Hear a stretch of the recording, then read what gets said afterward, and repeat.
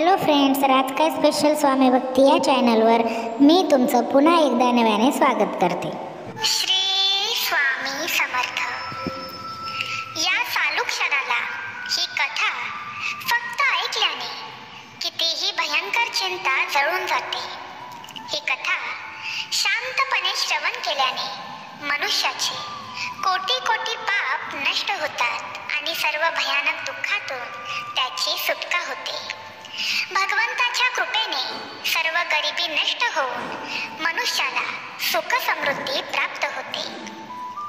ही पौराणिक कथा ऐकल्याने तुझी कितीही भयंकर आणि मोठ्यातील मोठ्या संकटातून सुटका झाल्याशिवाय राहणार नाही. या कथेला सुरुवात करण्यापूर्वी देवाचा चमत्कारी आशीर्वाद प्राप्त करण्यासाठी आत्ताच हा व्हिडिओ लाईक करा आणि कमेंट बॉक्समध्ये अशक्य ही शक्य करतील स्वामी टाईप करा. तुमच्या सर्व इच्छा स्वामी पूर्ण करतील. भक्तांनो, जर तुम्ही ही कथा शेवटपर्यंत ऐकली तरच तुम्हाला तुमच्या जीवनात या कथेचा खरा अनुभव येईल आणि तुम्ही चिंतामुक्त व्हाल, हा माझा विश्वास आहे. त्यामुळे शेवटपर्यंत ही कथा ऐकत राहा, यातच तुमचं चांगलं आहे. चला तर मग या चिंता नष्ट करणाऱ्या कथेला सुरुवात करूया. एक व्यक्ती अनेक वर्षे आपल्या गुरूंच्या दर्शनाला जात असे, प्रवचन ऐकत असे, सेवा करत असे, ध्यान धारणा करत असे. पण इतकं सर्व करूनही आपल्यात सुधारणा होत नाही अशी उणीव त्याच्या मनात कायम राहिली. गुरूंना शरण जाऊन मला कित्येक वर्ष झाली. कित्येक वर्ष मी गुरूंचे प्रवचन ऐकण्यात घालवले आहेत, पण माझ्यामध्ये तेवढा बदल झाला नाही जेवढा बदल होण्याची गुरूंची अपेक्षा होती. त्याने विचार केला की आता कदाचित माझे गुरुच या प्रश्नांची उत्तरं देऊ शकतात आणि मग काही क्षणात तो आपल्या गुरूंना भेटायला निघून गेला. गुरूंनी त्याला जवळ बसवले आणि त्याची अडचण विचारली. तो माणूस म्हणाला, आयुष्य खूप वेगाने चालले आहे. मला दीक्षा घेऊन 20 वर्षाहून अधिक वर्षे झाली आहेत आणि या 20 वर्षात मी माझ्या बाजूने अथक परिश्रम केले आहेत.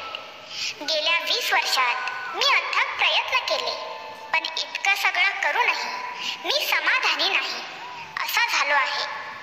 माझ्या जीवनाचा एक भाग निघून गेला आहे आणि पुढचा भाग निघून जात आहे. आता माझी केसही पांढरी पडू लागली आहेत. मी प्रयत्न करून थकलो आहे. गुरु, माझे आयुष्य रिकामेच राहील का? तेव्हा त्याचे गुरु त्याला म्हणाले की तुला हे सत्य जाणून घेण्यासाठी अजून 2 वर्ष लागतील.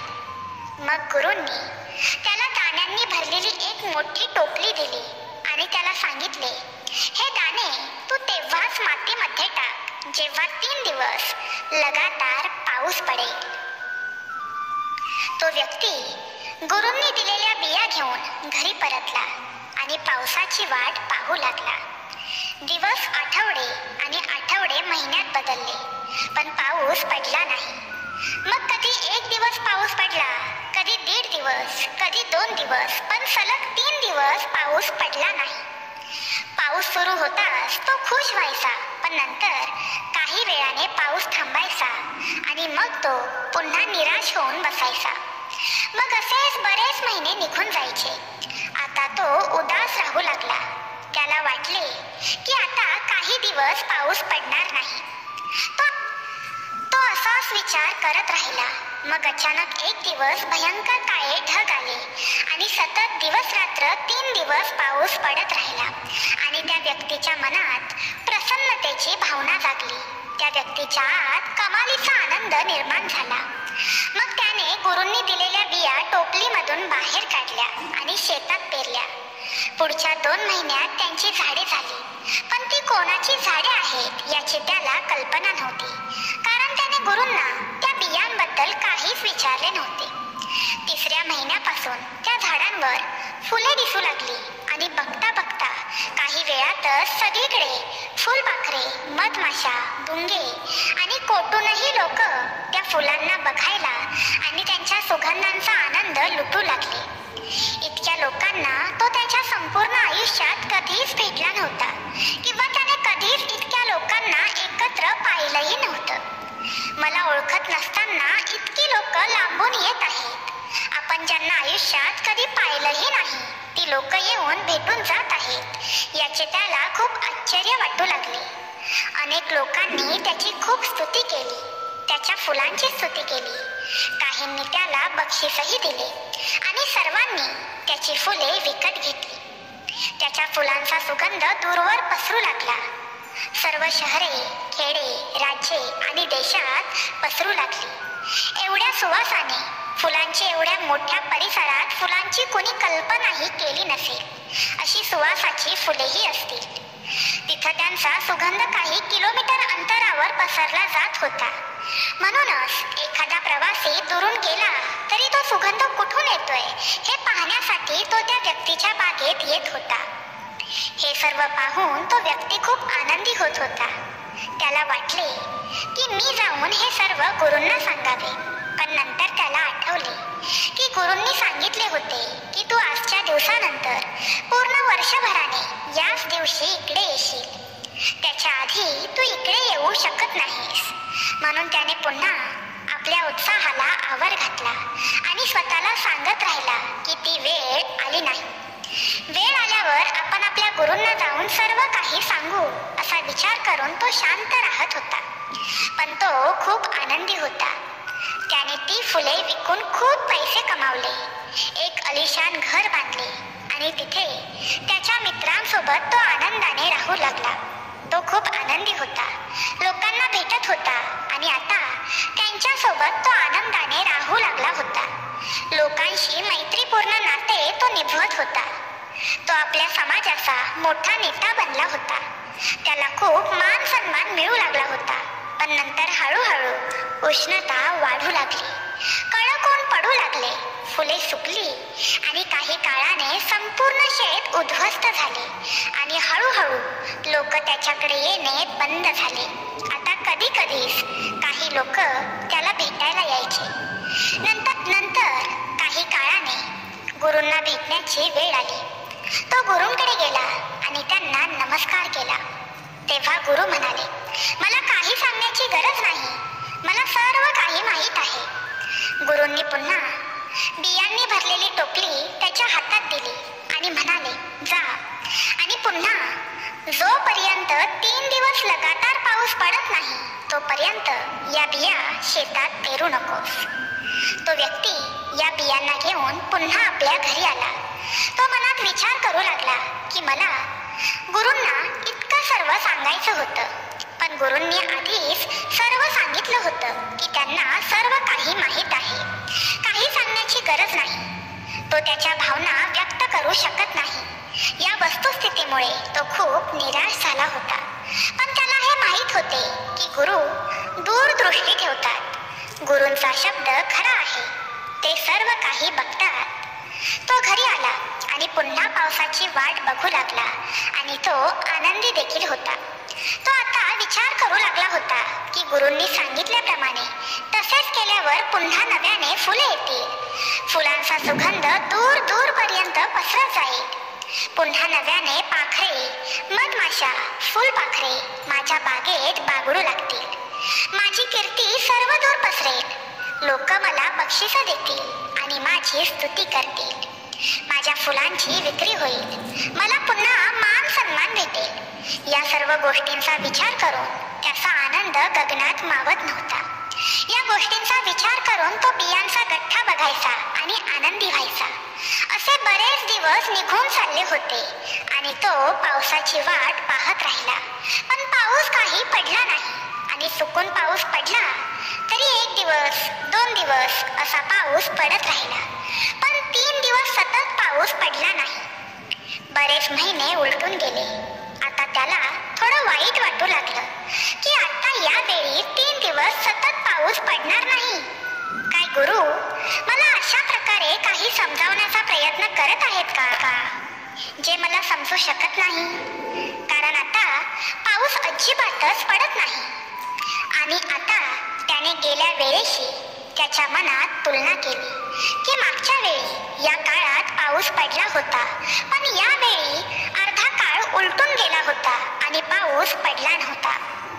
मग एके दिवशी काळे ढग आले आणि 3 दिवस मुसळधार पाऊस पडला. यावेळी पाऊस इतका पडला की त्याच्या शेतातील मातीचा वरचा भागच वाहून गेला.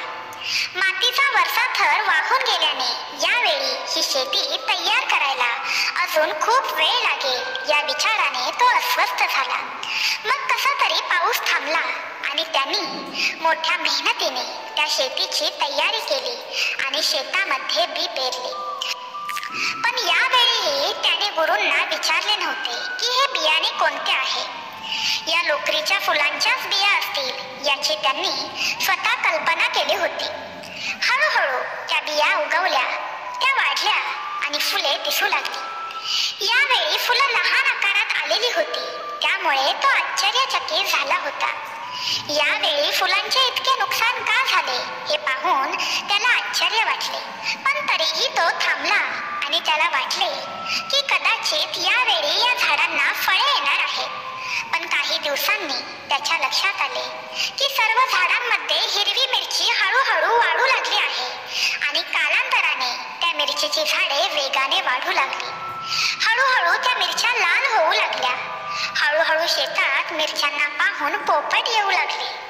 पोपटांनी काही मिरच्या खाल्ल्या, मात्र यावेळी एकही फुलपाखरू आले नाही, एकही भोंदू आला नाही, मधमाशी आली नाही आणि यावेळी आजूबाजूचे लोकही आले नाहीत. ना कुठला सुवास निघाला, ना दुरून कोणी त्याची शेतं बघायला आले. यावेळी असे काहीही घडले नाही. या मागचे रहस्य काय या विचाराने तो चांगलाच गोंधळला. त्याला थोडी काळजी वाटू लागली, पण पुढे काय होणार याची उत्सुकताही होती. नंतर जसजशी उष्णता वाढली तसतशी मिरची लाल होऊ लागली आणि हळूहळू ती पिकून शेतात पडून सुकून जाऊ लागली. संपूर्ण शेत सुकले होते आणि हळूहळू मिरच्या फुटू लागल्या आणि सर्व शेतात पसरू लागल्या. आणि जसजशी उष्णता वाढू लागली तसतसे गरम वाऱ्याबरोबर मिरचीही उडू लागली आणि मिरच्यांनी लोकांचे डोळे आणि घसा जळायला सुरुवात केली. या सर्वांचा लोकांना खूप त्रास व्हायला लागला आणि लोकांनी या रस्त्यावरच यायचे सोडून दिले. त्यांनी त्यांची वाटच बदलली होती. जशी जशी हवा पसरत होती तसं तसं लोकांना त्रास होत होता आणि त्यामुळे खूप लोक या व्यक्तीचा तिरस्कार करू लागले. त्याला हवं नको ते बोलू लागले. या मूर्खाने हे काय केले आहे असे लोक बोलू लागले.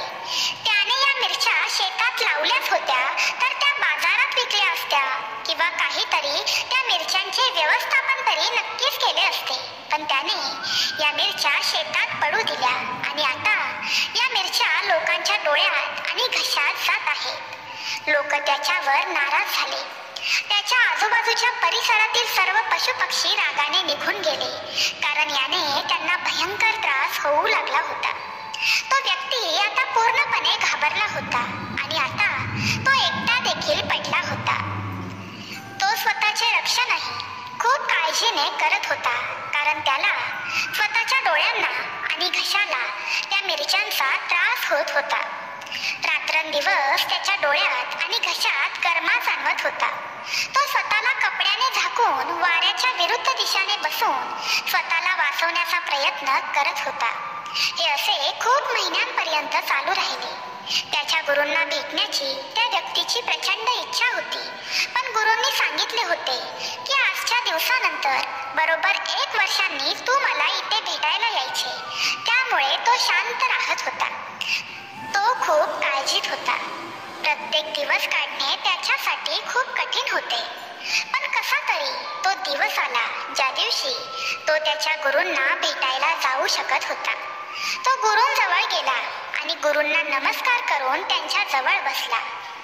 त्या व्यक्तीला त्याची संपूर्ण परिस्थिती गुरूंना सांगायची होती, पण गुरूंना आधी सर्व काही माहीत होते. गुरु म्हणाले, तुझ्यासोबत जे काही घडत आहे ते मला माहीत आहे, पण तू समजू शकलास तर ना. गुरूंनी त्याला विचारले, तुला या 2 वर्षात काही गोष्टी समजल्या का? काही गोष्टी माहीत पडल्या का? की मी तुला सांगितले होते की तुला या परिस्थितीतून बाहेर येण्यासाठी बरोबर 2 वर्ष जातील. या 2 वर्षात तू काय समजून घेतलेस? सर्वप्रथम तू कोण आहेस हे समजून घेणे आवश्यक आहे. तू कुठून आला आहेस हे तुला माहीत आहे का? तुझा जन्म कसा झाला हे तुला माहीत आहे का? तो म्हणाला, नाही, माझा जन्म कसा झाला ते मला माहीत नाही. जेव्हा मी थोडाफार समजूतदार झालो तेव्हा लोक म्हणाले की ही तुझी आई आहे, तिने तुला जन्म दिला आहे. तेव्हा मला कळले की ही माझी आई आहे. तेव्हा मला समजले की या आईपासून माझा जन्म झाला, पण मला माझ्या जन्माविषयी काहीच माहीत नाही. गुरु म्हणाले की तू कसा जन्मलास हे तुला आठवत नाही. तुझ्या आई वडील कोण आहेत हे तुला सांगितले तेव्हा लक्षात आले की हे तुझे आई वडील आहेत. तुझा जन्म त्यांच्यापासूनच झाला आहे. मग तुझा परिवार पूर्णपणे बनला गेला. गुरु म्हणाले, तुला आठवतं का की तू तुझ्या परिवाराला सोबत घेऊन आला होतास? तुला आठवतंय का की तुझा जन्म झाला तेव्हा तू तुझ्या बरोबर काही आणले होतेस? तेव्हा तो व्यक्ती बोलू लागला की मला काहीही आठवत नाही की माझ्या बरोबर मी काही आणले होते. तेव्हा गुरु म्हणाले, तुला आठवते का की तू आज इथे आहेस? तू इतकी प्रवचन ऐकलीस, तुला खूप ज्ञान प्राप्त झाले आहे, तुझ्याकडे खूप बुद्धी आहे, तू इतका अभ्यास केला आहेस, तू शाळेत गेला आहेस, तुला खूप मित्र आहेत, तुला मुलं आहेत, तुला बायको आहे. काय तुला आठवतं का की तू जन्माला आलास तेव्हा तुझ्यासोबत यांच्यापैकी एक तरी व्यक्ती तुझ्या बरोबर आली होती? हे जेव्हा तुझ्या आई वडिलांनी तुला सांगितले की तू आमचे मूल आहेस तेव्हा तुम्ही यांच्यापैकी कुणासोबत होतात? तेव्हा त्या व्यक्तीने उत्तर दिले की नाही गुरु, तेव्हा मी एकटा होतो. मग पुन्हा गुरूंनी विचारले की तेव्हा तुझ्याकडे पैसे होते? कोणत्याही प्रकारची धन दौलत तेव्हा तुझ्याकडे होती का? अशी कोणती सोय तुझ्याकडे होती का की जेणेकरून तू तुझा उदरनिर्वाह त्या मार्फत करू शकत होतास? तो म्हणाला, नाही, मी फक्त माझ्या आईने जे दिलेले असायचे तेच खायचो. गुरु म्हणाले, आणि तुला उद्या दूध मिळेल की नाही किंवा तुला पोळी मिळेल की नाही याची काळजी तुला होती का? आणि जर ही काळजी होती तर तू काय करायचास याची चिंता तुला होती का? तेव्हा तो व्यक्ती म्हणाला, नाही, मला तेव्हा कोणत्याही प्रकारची चिंता नव्हती, कारण मी जे काही मागायचो ते सर्व काही माझी आई मला द्यायची. आणि जर या गोष्टी जेव्हा जेव्हा घरी नसायच्या तेव्हा तेव्हा त्या गोष्टी लगेचच उपलब्ध करून आई देत होती, किंवा मग ती वडिलांना सांगायची की आपला मुलगा अशी अशी गोष्ट मागत आहे आणि ती तुम्ही आणा. पण मी माझ्या बाजूने काहीही केले नाही. मला हेही आठवत नाही की मला दूध कुठून मिळणार होते. तेव्हा गुरु म्हणाले की तुला हे देखील माहित नव्हते की उद्या तुला या गोष्टी मिळणार आहेत की नाही. तरीही या सर्व गोष्टी तुला कायम मिळत राहिल्या होत्या. तुला हे देखील माहित नव्हते की तू आहेस कोण, तू कुठून आला आहेस, आणि तरीही तुझं सर्व पालन पोषण चालू राहिलं. मग तू असा विचार करतोस का की ते सर्व आता तू करत आहेस?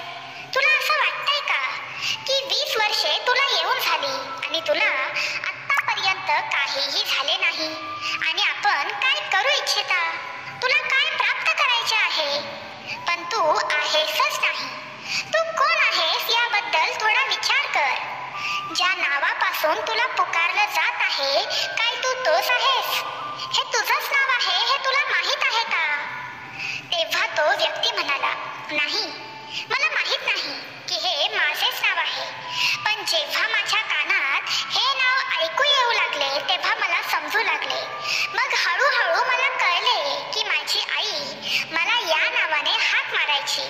मग मला कळले की हे नाव माझे आहे. तेव्हा गुरु म्हणाले की तू आहेसच नाहीस, तुझ्याकडून तू आला नाही आहेस. तू तुझ्याकडून आला आहेस असं तुला वाटतंय का? तुला असं वाटतं का की तू तुझे आई वडील निवडले आहेस? हेच माझे घर असेल. काय तुझा जन्म होण्यापूर्वी तू हा विचार केला होतास? तेव्हा काही निर्णय झाले होते का? तेव्हा तो म्हणाला, नाही, मला आठवत नाही की मी केली होती. मला आठवत नाही की मी जन्मलो आहे. मला हे देखील आठवत नाही की ही माझी आई आहे, हे माझे वडील आहेत. मला काहीच आठवत नाही. माझा कोणताही पर्याय किंवा निर्णय नाही. तेव्हा गुरु म्हणाले, तुझे अस्तित्वच नाही. आता तुम्ही जे काही बोलत आहात तो मी आहे. तुम्ही म्हणताय की मी इतकी फुले मी उगवली. हे सर्व काही मी केलं आहे. पण मला सांगा, या तुमच्या बिया होत्या का? ही तुझी फुले होती का? ही फुलं उगवण्यासाठी तू काय केले आहेस हे मला सांगशील? हे सर्व ऐकून तो गप्प बसला. त्याच्याकडे उत्तर नव्हते. त्याने गुरूंच्या चरणांवर डोकं टेकवले आणि गुरूंसमोर उभा राहिला. गुरु म्हणाले, मी तुला या बिया दिल्या आणि 3 दिवस पाऊस पडल्यानंतर तुम्ही या बिया जमिनीत पेरल्या. तू पाऊस पाडलास का? ज्या मातीत बिया अंकुरतात ती माती तुम्ही बनवली का? यासाठी तुम्ही काही प्रयत्न केले आहेत?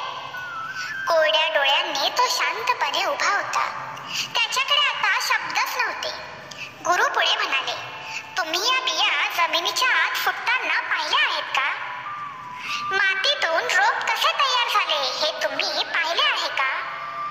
जमिनीच्या आतमध्ये जो खेळ झाला त्यासाठी तुम्ही काय प्रयत्न केले होते? तू त्या बियांच्या आत जीवन टाकले होतेस. आता त्याच्याकडे कोणत्याही प्रकारचे उत्तर नव्हते. तो मौन झाला होता. तेव्हा गुरु म्हणाले, अरे, तुझं अस्तित्वच नाही. तू आहेसच नाहीस.